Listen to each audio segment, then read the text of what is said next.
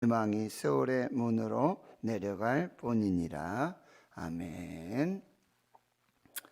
까닭 없는 이유 없는 신비한 고난을 당하고 있는 욥에게 친구들이 와서 여러 위로와 권면의 말을 하게 되어집니다.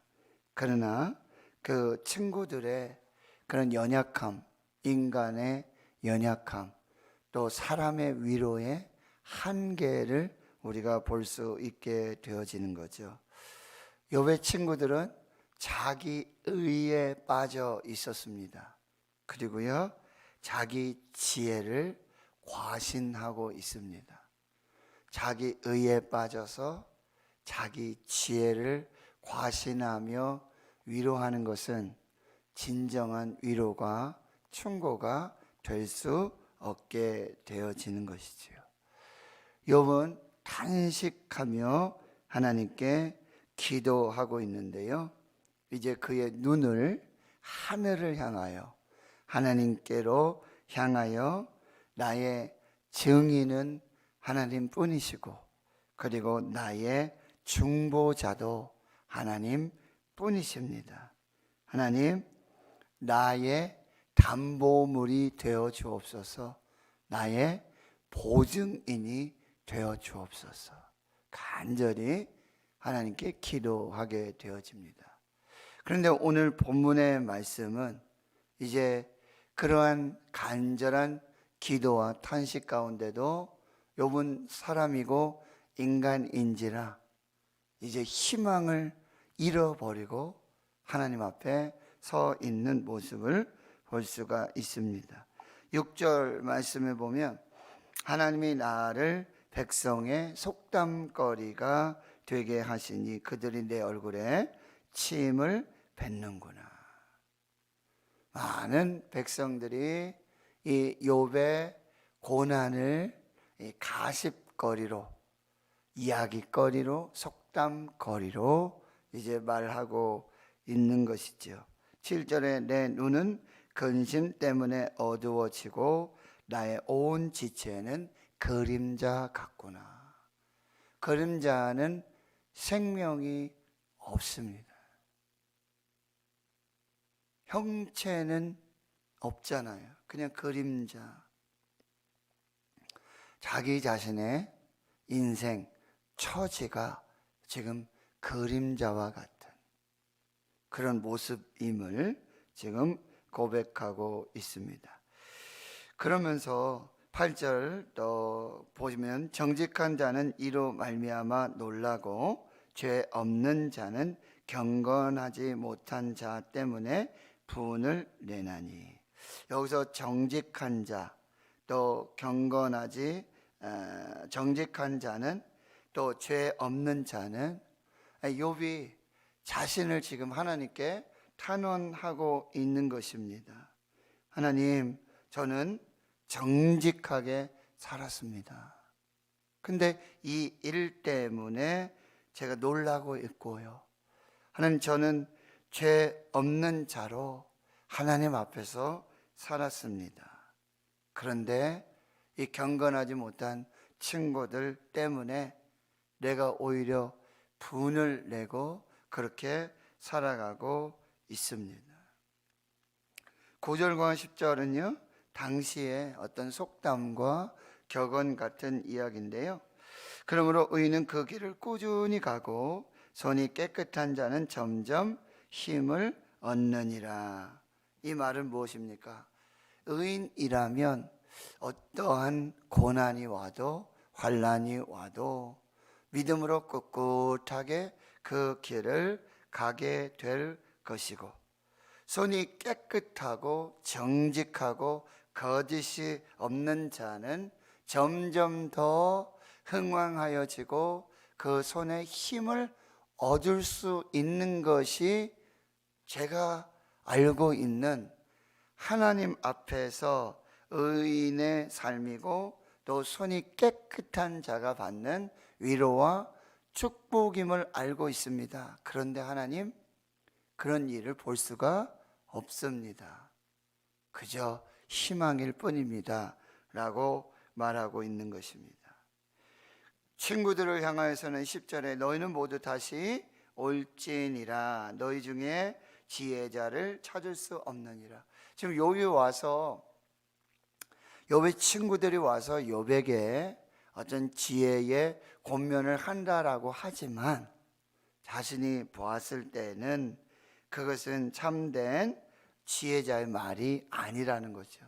그러니까 너희들이 다시 돌아갔다가 다시 나에게로 와서 참된 지혜로움으로 위로를 해달라, 그렇게 요청하고 있는 것입니다. 11절 나의 날이 지나갔고 내 계획, 내 마음의 소원이 다 끊어졌구나. 희망이 없다라는 것입니다. 그저는 밤으로 낮을 삼고 빛 앞에서 어둠이 가깝다 하는구나. 내가 수월이 내 집이 되기를 희망하여 내 침상을 흑암에 펴 놓으며 무덤에게는 너는 내 아버지라 구더기에게 너는 내 어머니 내 자매라 할지라도 15절입니다. 나의 희망이 어디 있으며 나의 희망을 누가 보겠느냐. 사람은요 희망의 존재죠. 아무리 어렵고 힘들고 고난과 환난과 핍박이 온다 할지라도 희망이 있으면 그래도 힘을 내고 또 위로를 받고 견디어 내게 되어지는 거죠. 그런데 그 희망조차도 사라지게 되고 그 희망조차도 끊어지게 될 때 절망과 낙심이 되어지는 것이죠. 그렇습니다. 여러분, 우리가 어떤 환경이나 상황이나 조건, 눈에 보이는 것만 보게 될 때는 희망이 없습니다. 시편 42편, 43편에 계속해서 우리에게 주시는 말씀 뭐예요? 내 영혼아 어찌하여 낙심하며 내 속에서 불안하여 하는가. 낙심이 오고 절망이 오고 불안과 염려, 근심이 올 때 우리의 유일한 소망, 희망은요 환경이 아니라 조건이 아니라 상황이 아니라 무엇입니까? 너는 하나님께 소망을 두라. 너는 하나님께 소망을 두라. 내 영혼아, 내가 어째 낙심하고 내 속에서 불안하여 하느냐?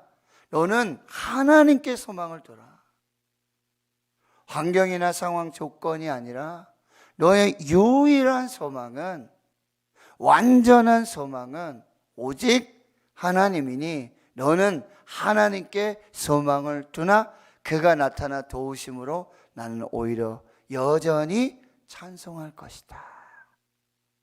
이렇게 고백하고 있는 거예요. 여러분, 비행기 조종사들이 굉장히 이 착시 현상이라든지 이거를 이제 비행기를 조정하다 보면 구름이 있다가 없기도 하고요. 지금 뭐 고도가 낮은지 높은지 잘 분간이 할 수가 없고, 정말 그런 위기 상황 속에서 정말 그 빠른 속도 속에서 변하는 어떤 상황이나 눈에 보이는 어떤 그런 것은요 이 조종사들을 많이 유혹하고 현혹한다라고 합니다.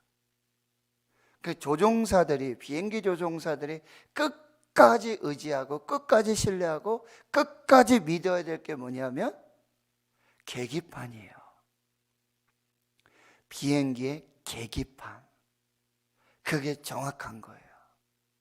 눈에 보이는 어떤 상황 때문에, 환경과 조건 때문에 결국 사고를 당하게 되는데 끝까지 조종사들이 신뢰하고 믿어야 할 것은 계기판을 봐야 된다. 광야를 지나고 사막을 지날 때 말씀드렸어요. 바람이 불면 사막의 지형이 바뀌어요. 산이 없어지기도 하고요, 없던 산이 생겨나기도 해요. 길을 모르고 방향을 알 수가 없어요. 광야, 사막에서는 오직 유일한 이 나침반을 바라보아야 하고 나침반을 신뢰해야 되고, 그리고 밤하늘의 별, 북극성, 북쪽을 가리키는 이 북극성이 유일한 나침반이 되고 지도가 된다라고 합니다. 사랑하는 성도 여러분, 우리의 유일한 희망, 유일한 소망은 오직 하나님이심을, 그리고 말씀, 기도, 우리 인생의 나침반이 된다라고 하는 것. 우리 앞에 있는 상황과 환경과 조건은 수시로 바뀌어요. 자고 일어나면 바뀌어요. 시간 따라 바뀝니다. 그러나 하나님은 어제나 오늘이나 내일이나 영원토록 변함이 없으시다. 동일하신 하나님, 그 하나님께 희망을 두어야 한다라고 하는 것입니다. 서울에 다드림교회라는 교회를 개척하신 김병년 목사님이 계세요. 개척한 지 4개월이 됐는데 사모님이 셋째 아이를 낳고 출산 이틀 만에 이 뇌경색으로 식물인간이나 다름없는 상태가 되어집니다. 개척한 지 4개월 됐고요. 사모님이 셋째를 낳고 이틀 후에 식물인간이 되셨어요. 목사님과 전교인이 전교인 몇 명이나 될까요? 눈물로 절박하게 기도했습니다. 하나님이 원하시면, 전능하신 하나님이 당장이라도 일으켜 주시고 걷게 하시고 생명을 주실 줄 믿습니다. 간절하게 절박하게 목사님과 성도들이 기도했어요. 그런데요, 회복은커녕 더 기막힌 일이 벌어지게 되어지는데요, 교회 수련회를 앞두고 사모님을 이제 휠체어에 태워서 예배당에 이제 하고, 목사님도 작정 기도를 위해서, 그때가 이제 겨울이에요. 그래서 하반신도 마비되고 이렇게 하니까 그 위에 찜질기를 이렇게 무릎 위에 올려놓은 거죠. 그런데 거기에 화재가 발생했어요. 목사님은 철회하시고 기도하시다가 잠깐 눈을 붙이고 졸게 되어졌는데, 그 시간에 그 찜질기에 화재가 발생해서 사모님의 다리에 화상, 사모님은 지금 식물인간이니까 의사 표현도 어렵고 어떻게 이거 지금 뜨거운지 더운지 뭐 이거를 지금 알 수가 없게 되어지는 거죠. 다리에 화상을 입고 다리를 절단하게 되어지는 것이죠. 목사님 절규를 하게 됩니다. 하나님, 기도하면 수렁에서 빠져나와야 하는데 어째서 더 깊이 빠져드는 것입니까? 하나님, 뭐가 그리 바쁘신가요? 그냥 잠깐 들리셔서 손만 대고 가세요. 그러면 되지 않겠어요? 저는 하나님 붙들고 있지 않겠습니다. 차라리 이 불쌍한 사람 나를 데려가시고, 그렇게 절규하게 되는데 사모님 전혀 회복의 기미가 보이지 않게 되어지는 거예요. 목사님은요, 그걸 이제 받아들이시고 목회해야죠. 신방해야죠. 새 아이의 아버지가 돼야 되죠. 사모님의 남편이 돼야 되고 간병을 해야 되고. 누가 이런 고통의 짐, 이 무게를 다 이해할 수 있겠습니까? 지금도 목사님 이유도 모르고 까닭도 모르고 하나님의 뜻도 알지 못하는, 어쩌면 지옥과 같은 그 삶을 살아가고 있습니다. 그런데요, 목사님은 고백하시는 거예요. 그 눈앞에 있는 지옥과 같은 절망이고 낙심, 그런 상황과 환경과 조건을 보는 것이 아니라 변하지 않는 하나님만 바라보고 있습니다. 하루하루를 살고 있습니다.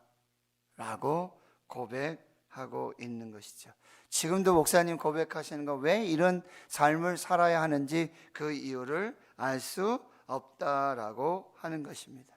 그러나 여기에 하나님의 뜻이 있고 하나님의 계획이 있고 주권과 섭리가 있음을 그저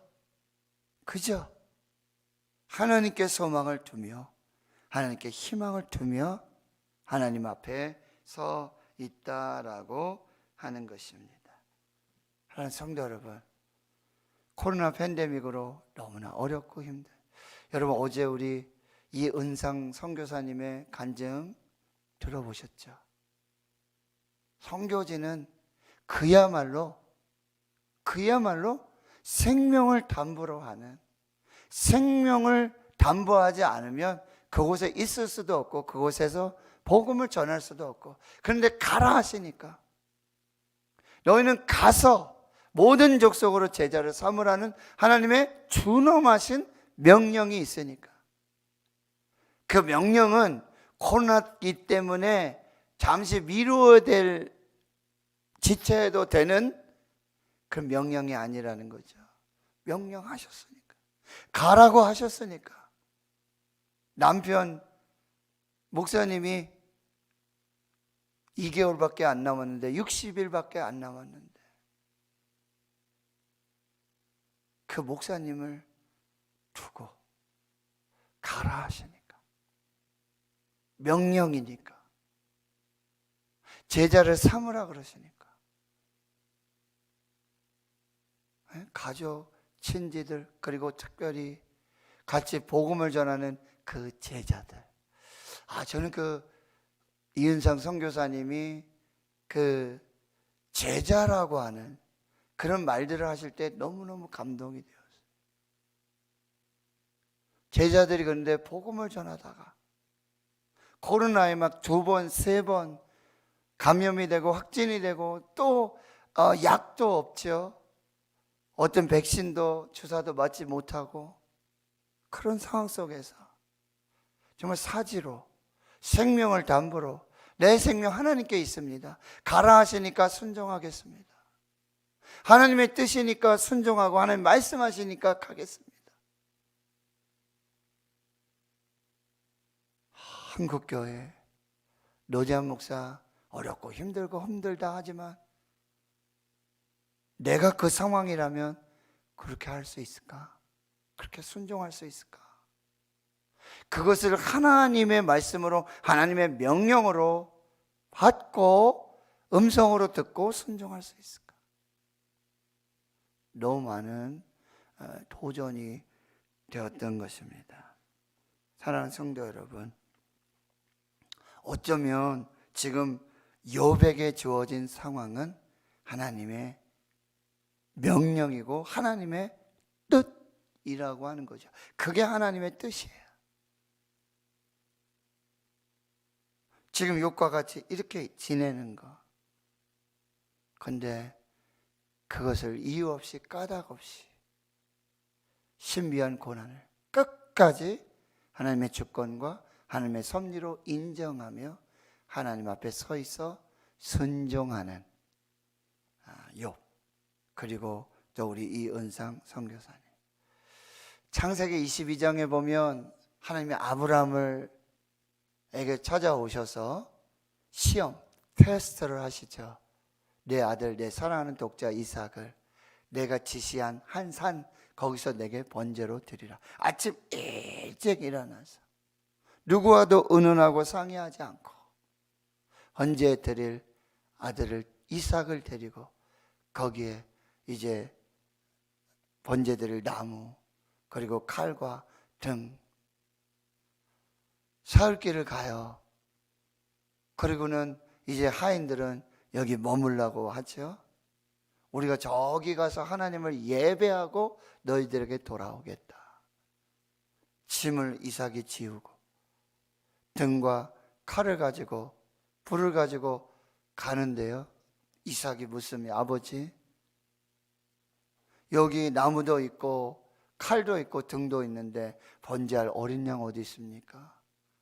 하나님이 준비하실 거예요. 예. 지시한 그곳에 이르러서 이제 나무를 버려놓고 번제할 나무들, 그 다음에 이삭을 결박해서 칼을 들어서 이삭을 죽이고자, 번제로 드리고자 할 때, 아브라함아, 아브라함아, 아브라함아, 내가 이제야 네가 나를 경외하는 줄을 알았다.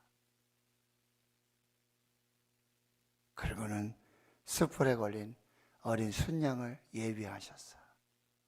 번제를 받은 그 번제, 그 어린 양이 바로 아브라함이었고 이삭이었고, 그리고 어린 양 대신 예수 그리스도이신 거예요. 이렇게 우리는 아브라함의 믿음, 그 순종을 우리가 조명하기도 하지만, 반대로 여러분, 유대인들, 이스라엘에게는 이런 이야기가 전해지고 있다고 해요. 무슨 이야기냐면 바로 이삭의 이야기예요. 거기 번제할 나무를 버려놓고 이제 이삭을 이제 묶어서 거기에 올려놨는데, 이삭의 아버지 아브라함에게 이렇게 말한다고 합니다. 아버지, 저를 더 꽁꽁 묶어주세요. 아버지가 칼을 들어 저를 죽여 번제로 하나님께 드릴 때 제가 본능적으로 피할 수 있고요. 그러면 칼이 상처만 입힐 수 있는데, 저는 온전한 번제물이 되기를 원해요. 아버지, 저를 더 꽁꽁 묶어주세요. 이것이 이삭의 순종이었고, 이삭의 번제를 통해서, 아브라함의 번제를 통해서 영광을 받으시는 하나님의 역사였다라고 하는 사실. 오늘 상황과 환경과 조건은 우리를 더 꽁꽁 묶는 그런 상황일 수 있어요. 이은상 선교사님, 그렇게 하나님이 더 꽁꽁 묶으시지 않습니까? 그런데 이 꽁꽁 묶으시는 것은 우리에게 더 온전한, 완전한 순종을 요구하시는, 믿음을 보시기를 원하시는 하나님의 계획과 섭리는 아닐런지, 우리가 다시 한번 하나님 앞에 우리에게 있는 이 고난, 이것들을 더 깊이 묵상하며 말씀 붙들고 하나님 붙들고 꼭 승리하시는 거룩한 역사가 있기를 주의 이름으로 축원합니다. 하나님 감사합니다. 하나님 감사합니다. 모든 것이 하나님의 은혜입니다. 하나님, 하나님의 명령에, 하나님의 말씀에 절대 순종, 오직 하나님께만 절대 희망, 절대 소망, 유일하신 소망, 예수 그리스도, 산소망이신 예수 그리스도, 오직 하나님만을 붙들고 절대 믿음, 절대 순종으로 하나님의 뜻을 이루게 하옵소서. 이제는 우리 구주 예수 그리스도의 은혜와 하나님 아버지의 무한하신 사랑하심과 성령의 교통하심이 이제로부터 영원토록 함께 하시옵기를 간절히 축원하옵나이다. 아멘. 먼저 광고 드리겠습니다. 우리 노지혜 집사님, 시모 되시는 김외순 성도님,